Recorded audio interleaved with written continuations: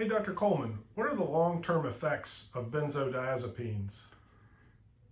So benzodiazepines is a class of drugs that's been around since the 1970s, I think. First one, I think, was Librium, and then along came Valium, and then along came maybe Ativan and Klonopin, and of course Xanax became #1 drug for quite a while, mother's little helper.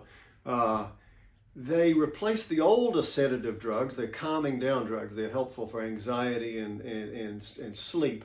They replaced the older drugs, which was mainly the barbiturates, which were very dangerous because after you'd been on them for a few years, you could overdose on them because that would shut your breathing down, even at kind of normal doses without giving you much sedation. But benzos don't do that. They are very safe, and when they came out, of course, they were called non-addictive, which is crazy. But now we know that's not true.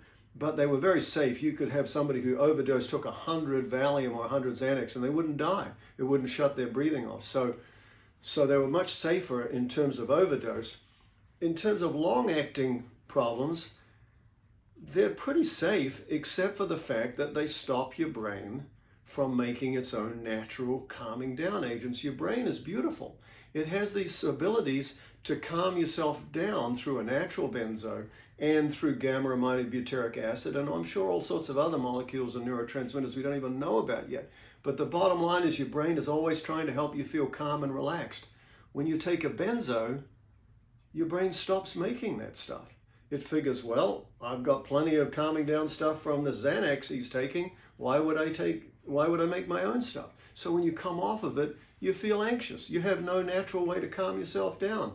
That's a tragedy. And what that means is that people are living their lives always upset, always more anxious and irritable and grumpy and stuff. And the withdrawal off benzos can last for years. We see patients come to us who have been trying to taper down so slowly over 5 years and they still can't do it. We see other people who have been off of it for 6 months or a year and they still can't sleep and they're anxious and they just feel horrible. So that's the main side effect of benzos, is it just stops your brain from learning how to be happy on its own. And to me, that's a tragedy. I don't think there's much value for benzos for any patient. I avoid them like the plague.